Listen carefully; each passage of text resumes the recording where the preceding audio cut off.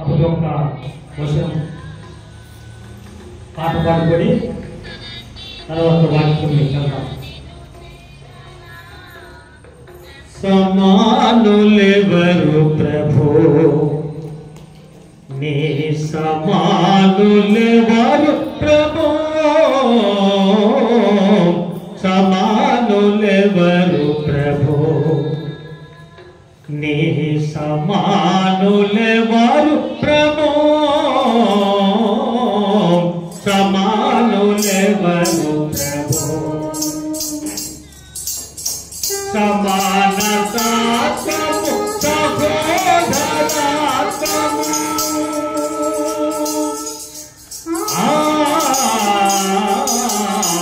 సమానతాత్మము సహోదరాత్మము, సమరసముగాను నాకు తెలుపని సమానులెవరు ప్రభు,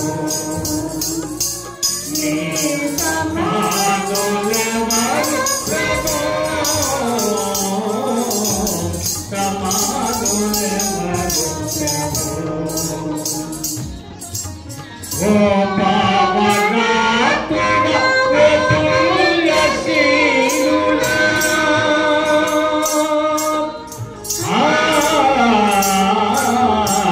ఓ పావనాత్ముడా, ఓ పుణ్యశీలుడా, పాపాత్ములను ప్రోగ పరమాత్మకునే సమానులెవరు ప్రభు, నీ సమానులెవరు ప్రభు, సమానులెవరు ప్రభు. హల్లెలూయా.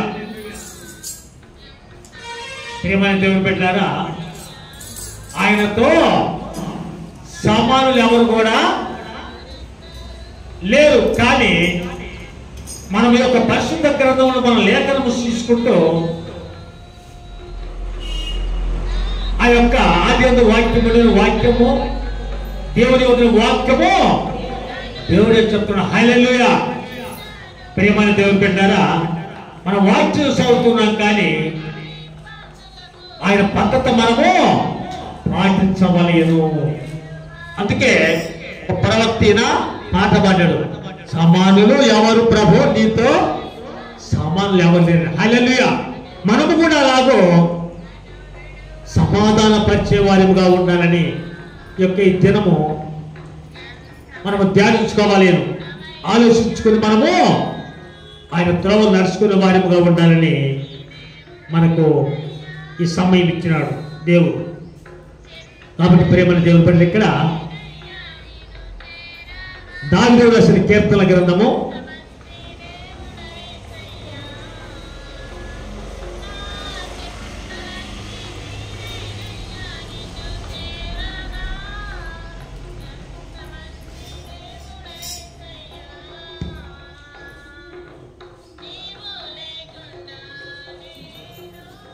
95వ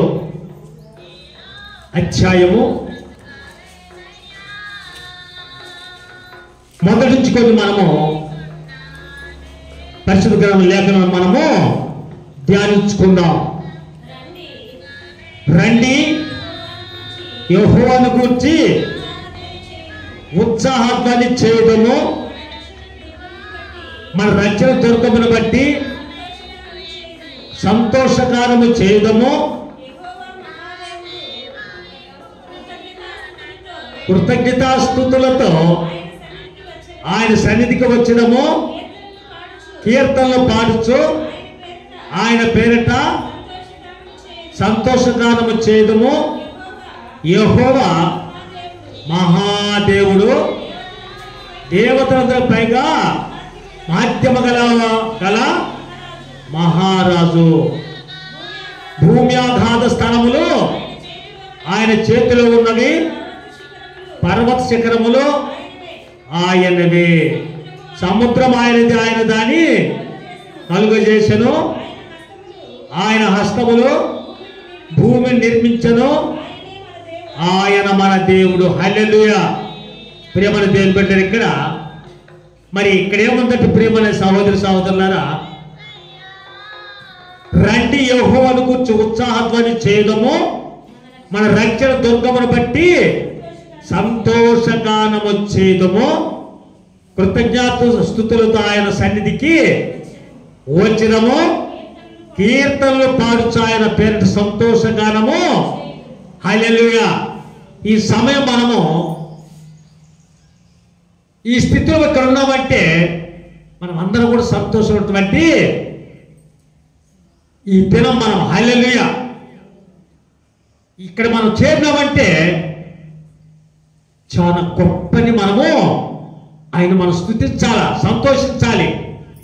కానీ ప్రార్థన చేసుకుని తర్వాత వాక్యంలోకి వెళ్దాం. కృపాసత్య సంపన్నుడా మా యేసే, మీ పాదములకు స్తోత్రం. ఇంతవరకు నాయన మరి నీ యొక్క ఆరాధన కొడుకులు పాటలు మైపరుచుకున్నారు, మీకు స్తోత్రములు.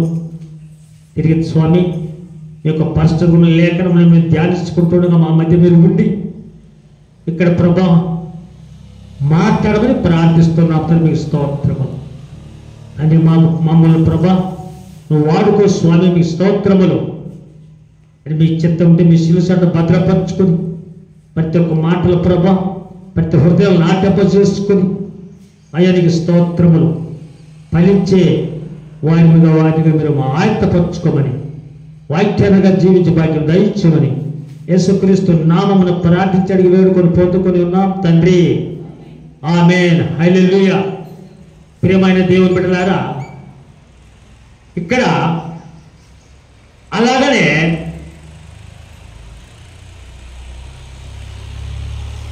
నూట 3 అధ్యాయము దావీదు కీర్తన గ్రంథం 103 అధ్యాయము మొదటి నుంచి కొన్ని మాటలు మనం ధ్యానించుకుందామమ్మా. నా ప్రాణమా యెహోవాను సన్నుతించుము, నా అంతరంగముల సమస్తమా ఆయన పరిశుద్ధ నామమును సన్నుతించుము. నా ప్రాణమా యెహోవాను సన్నుతించుము, ఆయన చేసిన ఉపకారములు దేనిని. హల్లెలూయా. మనం ఏది కూడా మనం మర్చిపోకూడదు. ఇంతవరకు ఆయన మరి ఈ సమయాన్ని చూడలేక ఎంతమందో ఆస్తి పరులు, మరి అందము ఎన్నెన్నో కలిగిన వారు కూడా ఈ సమయాన్ని లేరు. ఈ సమయంలో కానీ మనం ఇక్కడ చేరి ఉన్నామంటే ఆయన మనము ఎప్పుడు కూడా ఆయన మనము స్తుతించే వారిగా ఉండాలి. హల్లెలూయా.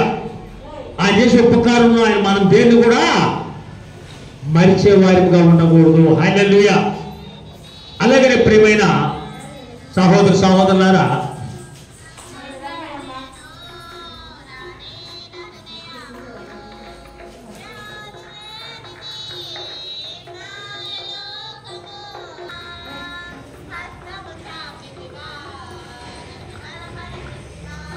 యాభై చదవమ్మా. 50 చదవమ్మా. దేవా నీ కృప చొప్పున నన్ను కరుణింపుము, నీ వాత్సల్యత బాహుళ్యము చొప్పున నా అతిక్రమమును హల్లెలూయా తుడిచివేయము. తర్వాతమ్మా నా దోషములు పోవునట్టు నన్ను బావుగా కడుగుము, నా పాపం పోవునట్టు నన్ను పవిత్రపరచుము. నా అతిక్రమలను నాకు తెలిసేయున్నవి, నా పాపం ఎల్లప్పుడు నా ఎదున్నవి.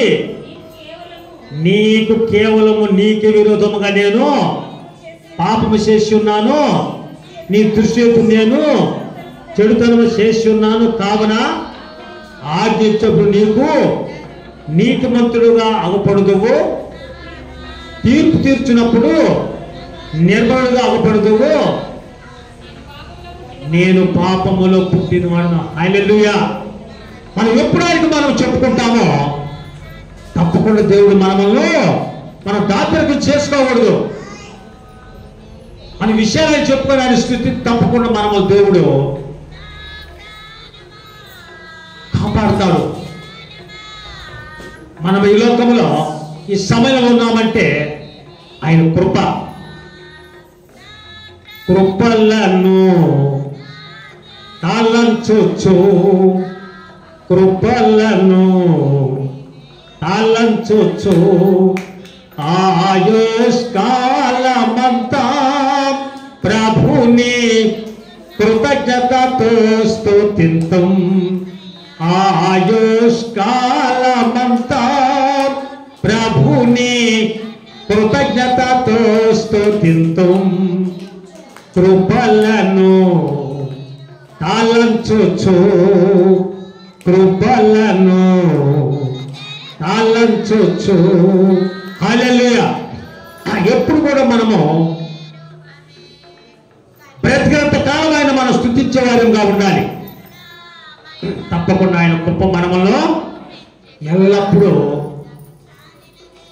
ఆదుకొని ఉంటుంది. హల్లెలూయా.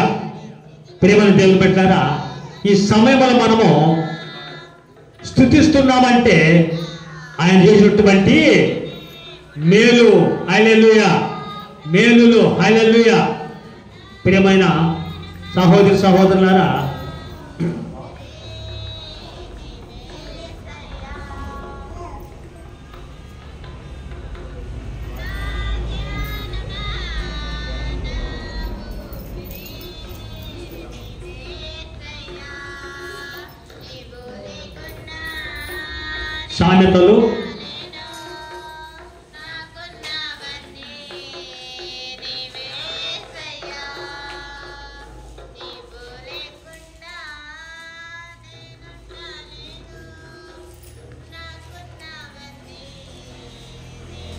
సామెతలు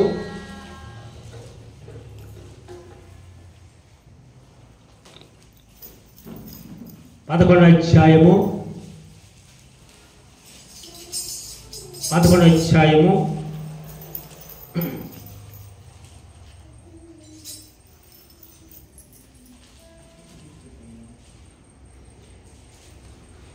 28వ వచనం. ధనమును నమ్ముకొనివాడు పాడైపోవును, నీతిమంతులు హల్లెలూయా. నీతిమంతులు ఎట్లుంటారమ్మా? చిగురాకు వలె వృద్ధి నందుదురు. హల్లెలూయా. నీతిమంతులు మొర్రపెట్టగా ఆలకించును, శ్రమలన్నిటిలో నుండిన వారిని విమోచించును. నేనెల్లప్పుడు యేసు ప్రభుని సన్నుతించెదను, నిత్యము ఆయన కీర్తిన నోటనుండును. ఎప్పుడు కూడా ఆయన మన హృదయంలో ఉంటే ఇక్కడే ఉన్నామా? నీతిమంతులు చిగురాకు వలె వృద్ధులందుదురు. హల్లెలూయా, స్తోత్రం, హల్లెలూయా. మనము నీతిమంతులు ఆయన దృష్టిలో ఉంటే ఎల్లప్పుడూ మనము చిగురాకు వలంటే లేతాకు పసలు ఎట్లుంటే ఆకులు కిందాకు రాకుంటే కిందాకు రాకుండా పై అక్కడ పక్క నవ్వుతుందంట. హల్లెలూయా. అంటే చిగురాకులు అంటే మెత్త అంటే శాఖం అంటారు. హల్లెలూయా. కానీ అన్ని అవి కూడా రాలిపోతాయి. ప్రస్తుతానికి మాత్రము చిగురాకు వలె ఉంటామంట మనం. ఎందుకంటే ఆదాము తెచ్చినటువంటి మరణము ప్రతి మానవుడి మీద ఏలుతో ఉందని కనుక ఎప్పుడైనా చనిపోతుంది. కానీ మనం చనిపోతే రెండో మరణము తప్పించుకోవాలంటే యేసుక్రీస్తును మన సొంత రక్షకుడిగా మనము అంగీకరించమని. ప్రియమైన సహోదరి సహోదరులారా, తప్పకుండా మనము ఆయన ఎల్లప్పుడూ మనమును కాపాడుతూ ఉంటాడు. అలాగే ప్రియమైన సహోదరి సహోదరులారా, 104 కీర్తనల గ్రంథము 105వ వచనం, 105వ అధ్యాయం.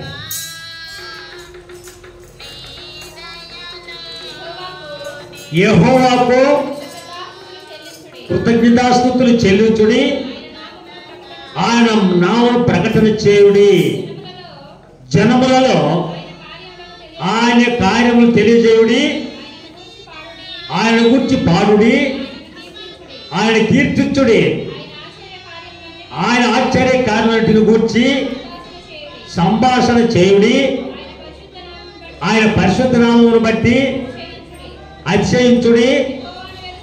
యెహోవాను వెదుకువారు హృదయమందు సంతోషించుదురుగాక. యెహోవాను వెదుకుడి, ఆయన బలమును వెదుకుడి, ఆయన సన్నిధిని నిత్యము వెదుకుడి. హల్లెలూయా.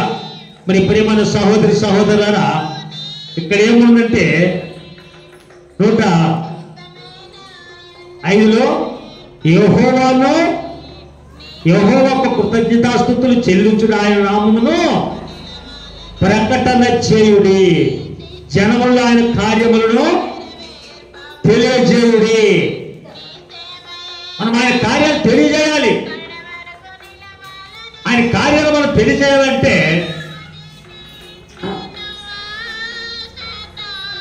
చాలా మనము ఈ లోకమైనటువంటి ఆచారాలు మనము తీసివేసుకోవాలి. ఈ లోకం బట్టి కోరికలు, మనం ఆశలు తీసివేసుకోవాలి. ప్రియమైన సహోదరి సహోదరులారా, తీసివేసుకోవాలంటే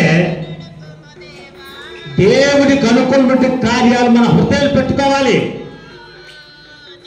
తీసివేసుకోవాలంటే పక్కన వాళ్ళు ఇబ్బంది పడుతుంటే దాన్ని మనము చక్కపరిచే హృదయం కలగారిగా ఉండాలి. ఇతరులు మనం ఏది కూడా అనవసరంగా మాట్లాడకూడదు. ఇతరులు ఏది కూడా మనము ఆశించకూడదు. సమాధాన పరిచే వారిగా మనం ఈ లోకములో ఉంటే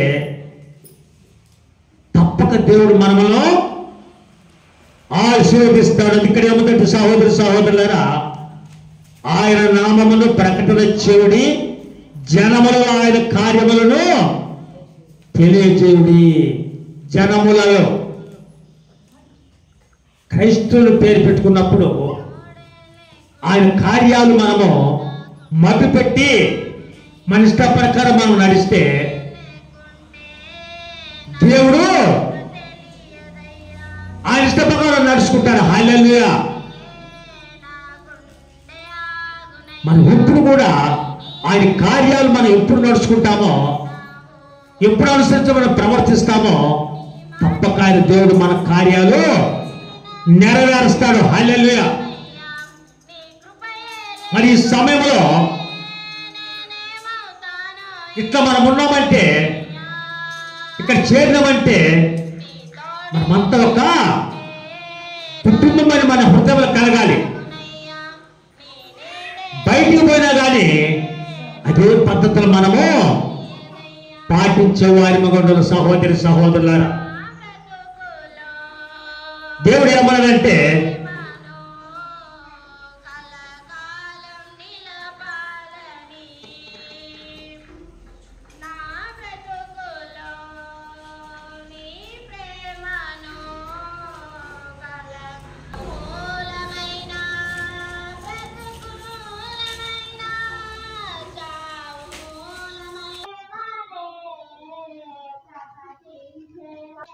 అధ్యాయము 2వ వచనం, 2వ వచనం, నీవు దేవుని సన్నిధిని అనాలోచనగా పలుకుటకు నీ హృదయమును త్వరపడనీయక నీ నోటిని కాచుకోము. దేవుడు ఆకాశమందున్నాడు, నీవు భూమి మీద ఉన్నావు కావున. హల్లెలూయా. ఎట్లుండాలి మన మాటలమ్మా? ఎట్లుండాలమ్మా? కొద్దిగా ఉండవలేను. హల్లెలూయా. మనమేమో దేవుని బిడ్డలు అంటాం, మారేమంటూ మస్కా కొడతారు. మారేమంటూ మస్కా కొడతారు. ఆ మస్కలోనే దేవుని మాట మరచిపోతారు. హల్లెలూయా. మారాలి, నీ మనసే మారాలి.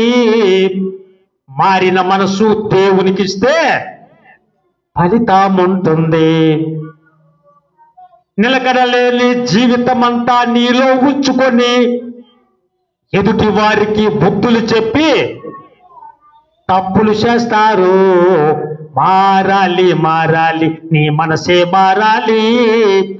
మారిన మనసు దేవునికిస్తే ఫలితం ఉంటుంది.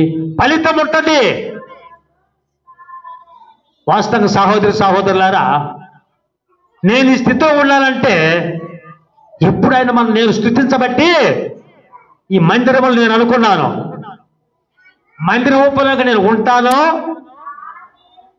పోతాను అనుకున్నాను. హల్లెలూయా, స్తోత్రములు. మందిర ఊపని ఉంటానో పోతాను అనుకున్నాను. నా హృదయంలో వచ్చి నా బలహీనత, నా అనారోగ్యం బట్టి నేను దేవుణ్ణి అడిగాను. ఒక నెల అయ్యే పొడుగు ఆయుష్ అని నేను అడుగుతూ ఉన్నాను. కానీ 2022 నుంచి 2023, 24 కూడా నన్ను నడిపించాడు. హల్లెలూయా, స్తోత్రములు. ఆయన మన స్తోత్రం చెల్లించాలి. 24 కూడా నడిపిస్తాడంతే. ఎప్పుడైనా మనం ధ్యానించే వారంగా ఉంటే ఇతరులు మనం ఇబ్బంది పెట్టే వారంగా ఉండకూడదు. మనకు ఎంతవరకు ఉండాలంటే మన కోపము ఒక్క క్షణం ఉంచాలంటే, తర్వాత నీతిని తీసుకొని మనమందరం కూడా సమాధాన పరిచే వారంగా ఉండాలి. ప్రియమైన దేవుని బిడ్డలారా,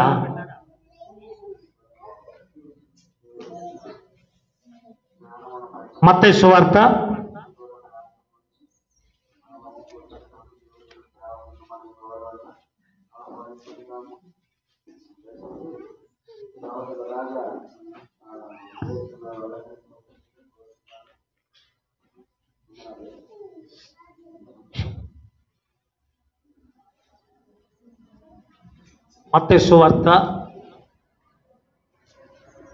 5వ అధ్యాయము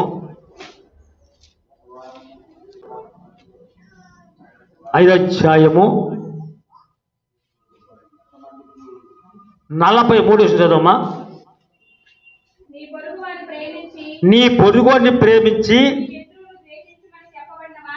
నీ శత్రువును ద్వేషించుమని చెప్పబడిన మాట మీరు విన్నారు కదా. నేను మీతో చెప్పున్నది ఏమనగా,